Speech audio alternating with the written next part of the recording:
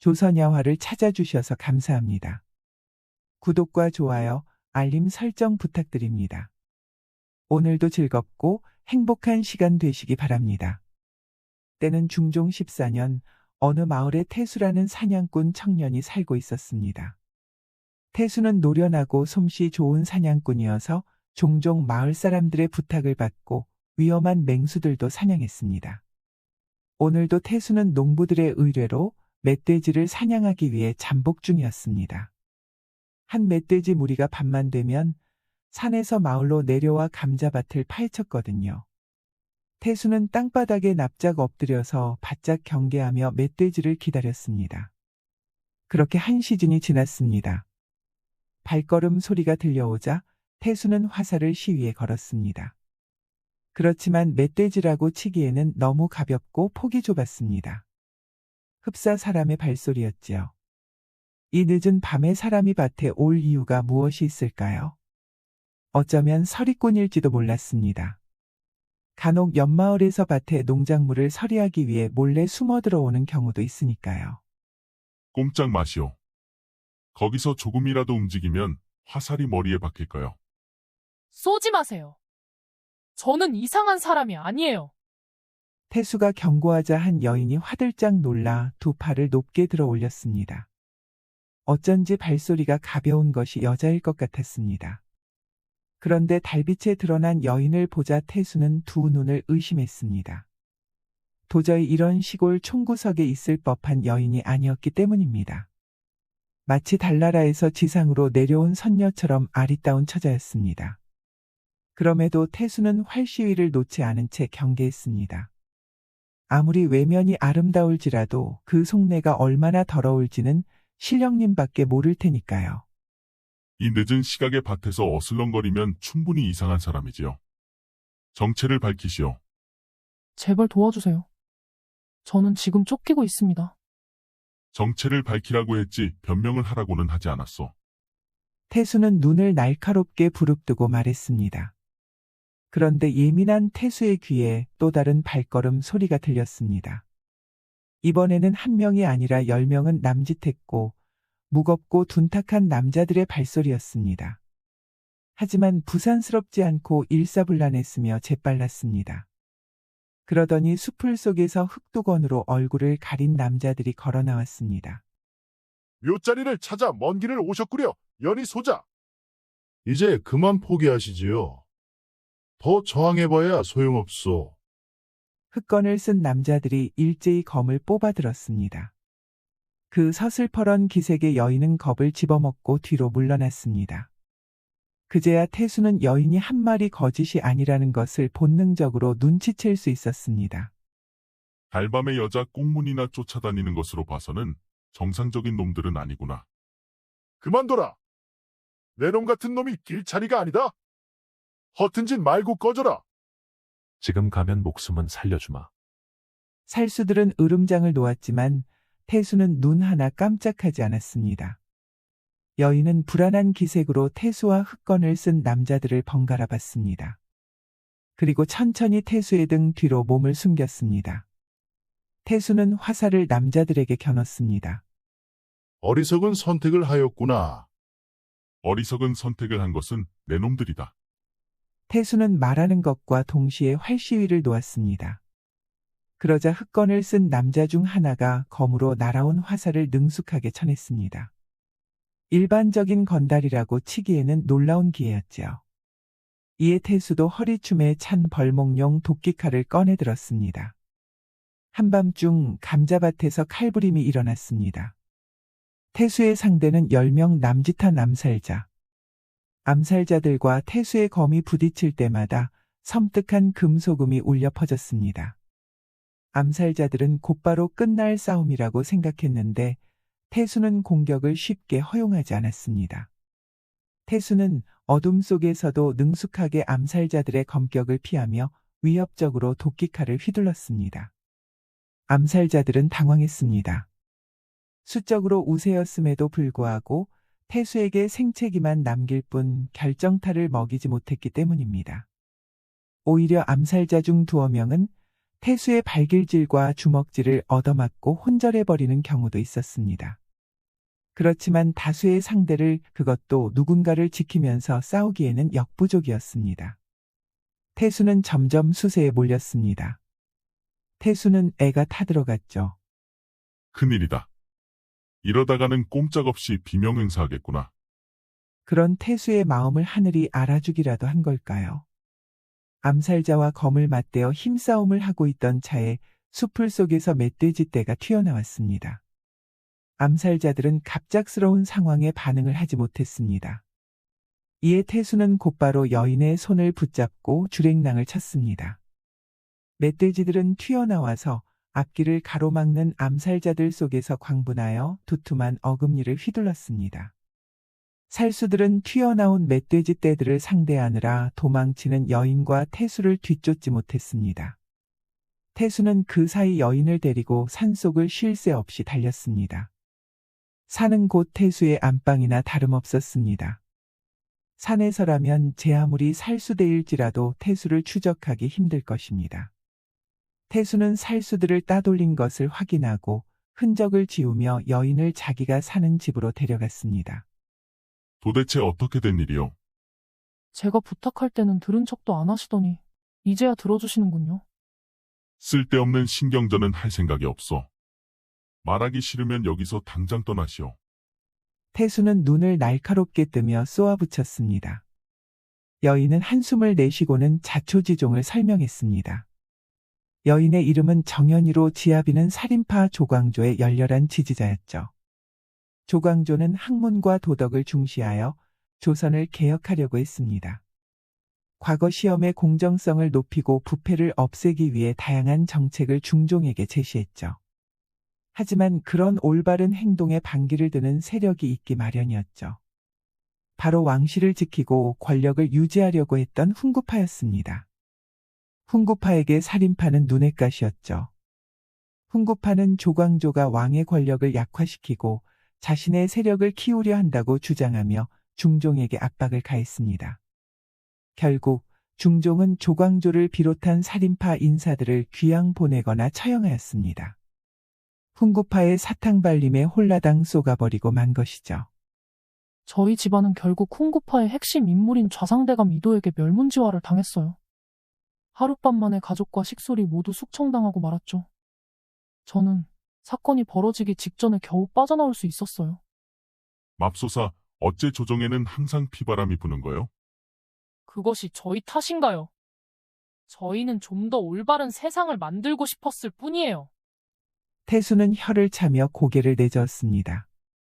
보통 일이 아니었기 때문입니다. 졸지의 역적들을 도와준 셈이 되었습니다. 옳고 그르고는 누가 정하는 거지? 됐소. 설령 당신이 옳다고 해도 나는 더 이상 이런 복잡한 정치 싸움에는 끼고 싶지 않소. 내일 아침이 되면 당장 이곳을 떠나시오. 어쩜 그렇게 차가울 수 있는 거죠? 이는 비단 정치를 떠나서 백성들의 안위와도 연관된 일이에요. 내가 알 바 아니오. 태수의 태도는 강경했습니다. 연희는 속이 타들어갔습니다. 목숨을 구해준 것은 고마웠지만 사실 연희는 태수의 도움이 절실했습니다. 좋아요. 부탁이 아니라 의뢰를 청하겠어요. 당신은 보아하니 사냥꾼이죠? 그러면 돈을 받고 일을 해주는 것이 업 아닌가요? 내가 이래 보여도 그리 싼 값이 움직이는 사람은 아니오. 충분히 값을 치를 수 있겠소. 멸문지화를 당하였지만 저희 집안은 한양에서 지체 높은 대감집이었어요. 저를 강릉에 있는 유경수 대감에게 안전하게 호위해서 데려다주면 원하는 대로 값을 쳐주지요. 100냥이든 1000냥이든 말만 해요. 류대감은 중종에게 신임을 받았던 고관대작으로 연희의 집안과도 가깝게 지냈던 인물이었습니다. 이대감의 음모를 낱낱이 고발하여 류대감의 인장을 받아서 조정에 올리면 중종은 분명 연희를 도와줄 것입니다. 태수는 고민했습니다. 분명 재물이 탐나기는 했지만 목숨을 잃으면 제 아무리 돈이 많아봐야 소용이 없는 것이지요. 그러자 연희가 태수의 손을 와락 붙잡았습니다. 말은 차갑게 하였지만 저를 그 간악한 암살자로부터 구해주었죠. 인정머리 하나 없어 보여도 그 속에는 선한 마음 한 조각이 있으리라 믿어요. 태수는 그런 연희의 말에 말문이 턱 막혔습니다. 그리고 무엇보다도 손을 붙잡고 애처로운 눈빛을 보내는 연희가 너무나도 아름다워 보였지요. 태수는 결국 어쩔 수 없이 제안을 승낙했습니다. 태수와 연희는 아침 일찍 여정을 시작했습니다. 살수대의 추적이 있었지만 태수는 노련한 사냥꾼답게 흔적을 지우며 따돌렸습니다. 간혹 살수대가 따라붙으면 유리한 지형에서 몸을 숨기다가 역으로 습격하여 살수대를 물리치기도 했습니다. 그렇게 태수와 연희는 산을 넘고 강을 건너서 대관령까지 도달할 수 있었습니다. 대관령을 넘기만 하면 곧바로 류대감의 거처에 도달할 수 있었습니다. 둘은 거친 대관령을 넘기 전에 하룻밤 휴식을 취하기 위해 주막을 들렸습니다. 배부르게 식사를 하고 잠자리에 들기 전에 연희는 태수에게 경고했습니다. 번번이 우리를 놓치는 바람에 살수대도 발등에 불이 떨어졌을 거예요. 따라서 청월야의 제1검으로 칭송받는 현중이라는 자가 직접 나서겠죠. 위험한 자요? 검을 귀신같이 다루는 살인귀예요. 떨어지는 낙엽을 5조각 낼 정도의 쾌검이죠. 그와 마주쳤다가 살아남은 자는 없다고들 해요. 허참 고장 낙엽 하나 베는데 부산스럽기도 하지. 걱정 마시오. 나 이태수는 낙엽이 아니라 사람이니까 말이오. 그러면 씻고 오겠소. 기다리지 말고 먼저 쉬고 있으시오. 내일도 먼 길을 떠나야 하니 말이오. 태수는 호탕하게 웃으며 자리를 떴습니다. 연희는 그런 태수의 대답이 믿음직스럽기도 했지만 동시에 걱정이 되었습니다. 여정이 막바지에 다다르며 태수는 사실 잇따른 전투로 약해진 상태였습니다. 매일같이 자신을 지키며 살수대와 검을 나누다 보니 온몸이 상처투성이었지요. 걱정이 된 연희는 내일 아침 바로 떠날 수 있게 채비를 했습니다. 그러다가 우연히 태수의 짐에서 무언가 굴러떨어진 것을 발견했습니다. 그것은 다름 아닌 호패였습니다. 연희는 태수의 호패를 보고 깜짝 놀라고 말았습니다. 호패에 적힌 이름과 성은 분명 한양에서 유명한 사대부가였던 양반 가문의 것이었기 때문입니다. 연희는 씻고 돌아온 태수에게 이를 보이며 물었습니다. 역시나 평범한 사냥꾼은 아니었나 보군요.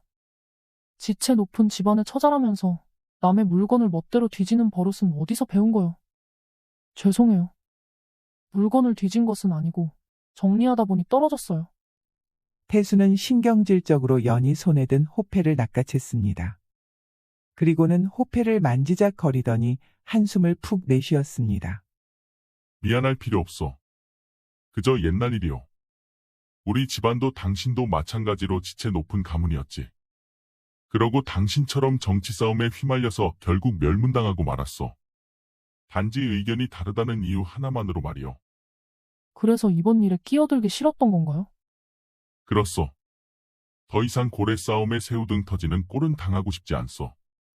태수의 냉랭한 태도에 연희는 뭐라 말을 잇지 못했습니다.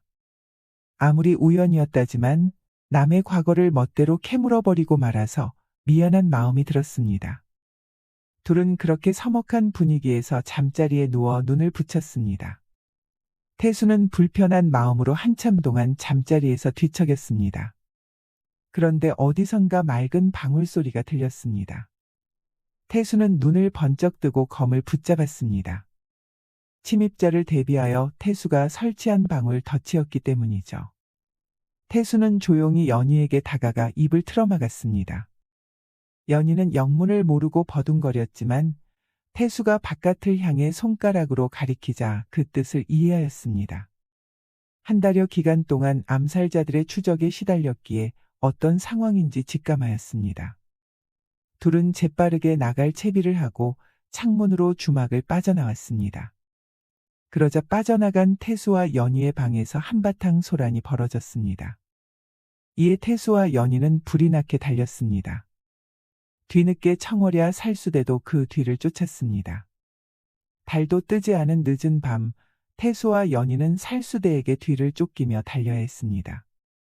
산으로 들어가면 따돌릴 기회가 분명 있을 거요. 괜찮겠어요? 안색이 좋지 않아요. 그런 것을 신경 쓸 겨를이 없어. 태수는 식은땀을 뻘뻘 흘리며 달렸습니다. 연희의 말대로 태수는 상태가 영 좋지 않았지요. 게다가 지금은 청월야의 대장인 현중이 그 뒤를 쫓고 있었습니다. 결국 태수와 연희는 산속에서 청월야와 맞서 싸워야 하는 지경이 되었습니다. 태수는 어둠 속에서 살수대와 싸우며 퇴로를 확보했습니다.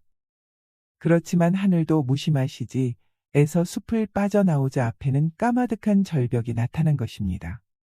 태수는 입술을 깨물었습니다. 청월야의 제1검 현중이라는 자가 있다고 들었다. 그렇다. 내가 바로 그 현중이다. 그리 대단하다는 녀석이 비겁하게 쪽수로 밀어붙이는구나. 명성에 걸맞게 1대1 대결로 자웅을 가려보는 것은 어떠냐? 내 놈 속셈을 모르는 것은 아니다. 하지만 그런 건방진 말에 내가 모른 척하고 넘어갈 수도 없는 법이지. 현중이라고 칭한 자는 껄껄 웃으며 살수대 무리 속에서 걸어 나왔습니다. 모두 똑같은 차림새였지만 현중이라고 칭한 자는 특히나 체구가 좋으며 몸에서 풍기는 살기가 흉흉한 자였습니다. 이를 보자 태수는 자기도 모르게 주눅들 수밖에 없었습니다. 딱 봐도 보통 상대가 아니었기 때문이죠. 하지만 죽기 아니면 살기였습니다. 태수는 검을 들이우며 현중에게 달려들었습니다.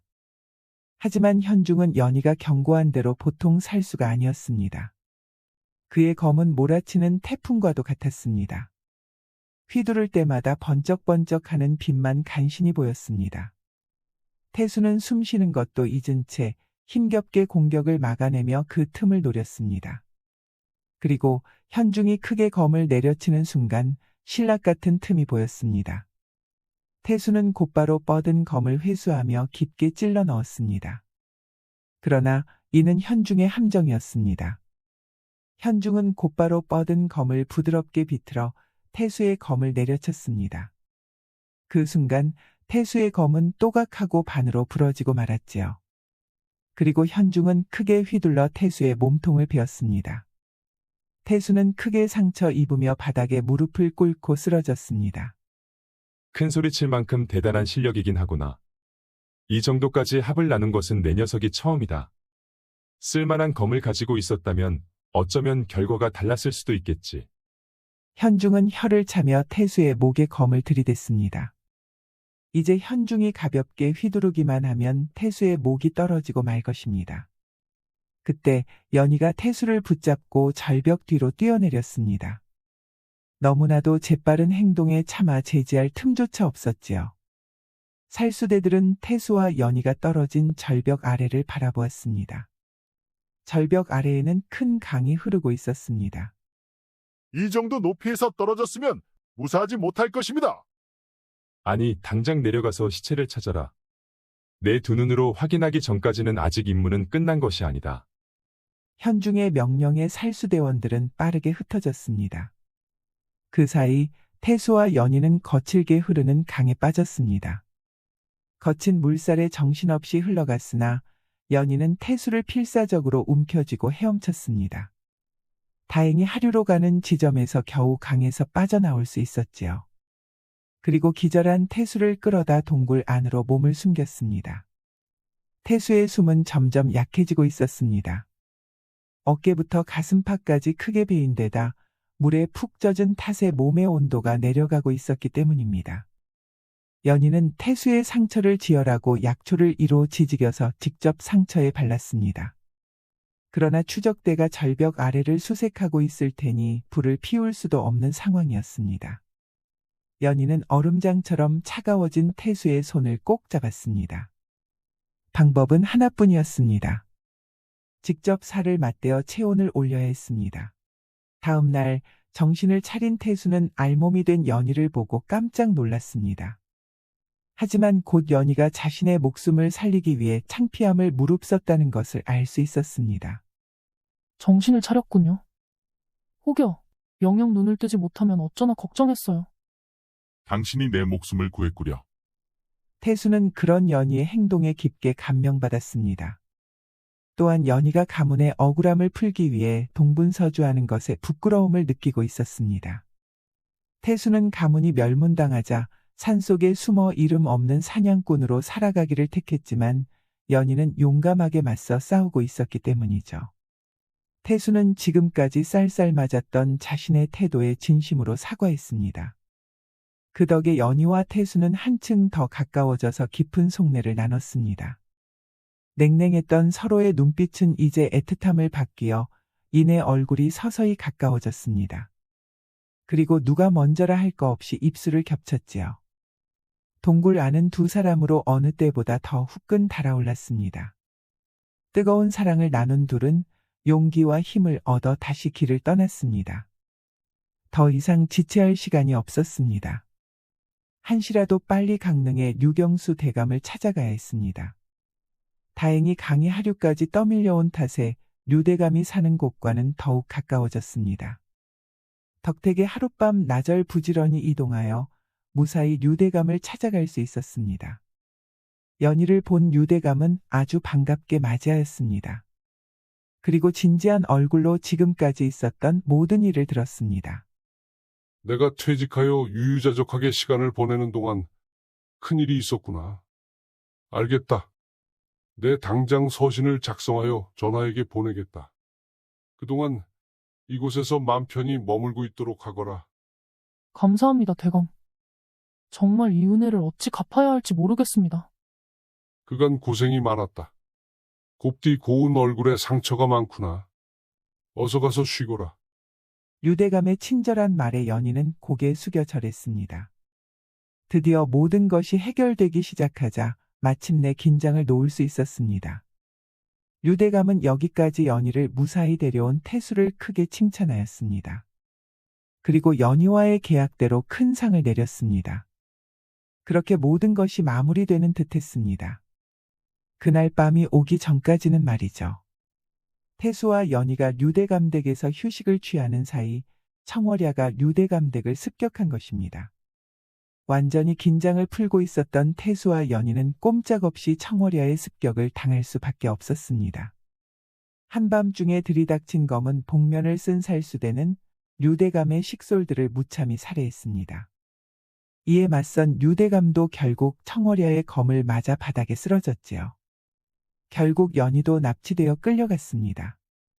태수만이 힘겹게 습격한 암살자들과 싸우며 겨우 목숨을 건졌습니다.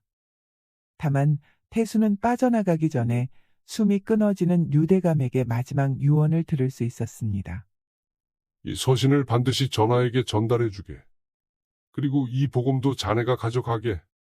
류대감은 그렇게 말하고 숨을 거뒀지요. 태수는 류대감이 준 복엄과 서신을 들고 연희를 납치하여 달아난 살수대를 역으로 쫓았습니다. 태수의 추적은 역으로 한양까지 다다르게 되었습니다. 이도 대감은 연희를 붙잡아 류대감이 중종에게 보낸 비밀 서신이 어디에 있는지 캐물었습니다. 하지만 연희는 두 입술을 앙다물고 절대 대답하지 않았습니다. 연희는 태수가 난리통에 살아남아서 그 서신을 무사히 보낼 것이라 믿고 있었기 때문입니다. 그렇게 일주일 밤낮을 고통받고 있던 차, 이대감의 대문 앞에 소란이 발생했습니다. 연희는 그 소란의 원인이 누구인지 굳이 확인하지 않아도 알 수 있었습니다. 이봐라. 역적이도 대감은 나와라. 바로 태수였던 것입니다. 태수는 류대감에게 받은 복엄을 차고 대문 앞에서 외쳤습니다. 이대감의 경비병들이 뛰어나와 태수를 제압하려 했지만 태수의 검격에 모두 나가 떨어지고 말았죠. 태수는 이대감의 사랑채까지 파죽지세로 뚫고 들어왔습니다. 그러자 현중이 어둠 속에서 모습을 드러냈습니다. 그 또한 태수가 나타날 것이라 기대한 사람 중 한 명이었습니다. 현중은 야수처럼 이빨을 드러내며 검을 뽑았습니다. 한 번 찍은 것으로는 모자란 모양이구나. 뭐냐, 이번에는 내 놈이 죽을 차례다. 태수는 곧장 달려들어 현중에게 공격을 퍼부었습니다. 기이한 일이었습니다. 현중은 확연히 달라진 태수의 기세에 당황하며 방어하기 급급했습니다. 태수의 공격은 마치 폭풍처럼 맹렬했습니다. 현중은 숨을 쉴 틈도 없이 연이어 밀려드는 칼날을 막아내야 했습니다. 이게 무슨 일이냐? 현중은 태수의 변화에 놀라움을 감추지 못했습니다. 이전의 태수는 분명 강했지만 지금의 태수는 전혀 다른 사람이었습니다. 그의 눈에는 결연한 의지와 불굴의 투지가 불타오르고 있었습니다. 이번엔 끝을 보자, 현중. 현중은 몸을 낮춰 태수의 공격을 피하며 반격을 시도했지만 태수는 이미 현중의 움직임을 읽고 있었습니다. 태수는 현중의 검을 피하며 한 손으로 그의 팔을 잡아채고 다른 손으로 강하게 밀어냈습니다. 현중은 균형을 잃고 뒤로 넘어지며 땅에 나뒹굴었습니다. 태수는 그 틈을 놓치지 않고 현중의 목에 검을 내려쳤습니다. 태수의 검은 확연히 현중의 숨통을 끊어버리고 말았습니다. 이를 보던 이도 대감은 겁에 질려 벌벌 떨며 소리만 질렀습니다. 여기가 어디라고 난장판을 내놓느냐? 어디기는 영모제를 꾸민 죄인의 집이지. 이미 전하께서는 내 놈의 간악한 흉계와 음모를 파악하셨다. 그렇습니다. 이미 중종이 보낸 의금들이 이대감의 저택을 둘러싸고 있었습니다.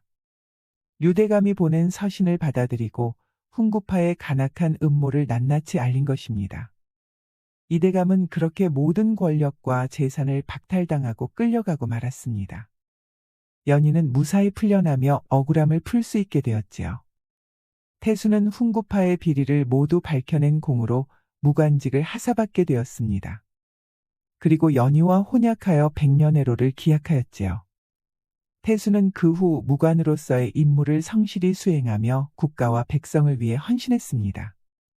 그는 뛰어난 지도력과 공정한 성품으로 많은 사람들의 신뢰를 받았습니다. 연희는 태수의 곁에서 늘 그의 힘이 되어 주었고 두 사람은 서로를 깊이 아끼고 사랑했습니다. 세월이 흐르며 두 사람은 나이가 들어갔지만 그들의 사랑은 변하지 않았습니다. 태수와 연희는 함께한 모든 순간을 소중히 여기며 서로를 지지하고 의지했습니다. 그들의 이야기는 후대에도 전해지며 많은 이들에게 사랑과 헌신의 본보기가 되었답니다. 우리 이야기가 여러분들에게 조금이나마 재미를 선사할 수 있기를 바랍니다. 다른 재미있는 영상도 많으니 즐겁게 봐주세요. 그럼 여러분 모두 행복하고 즐거운 시간 되세요.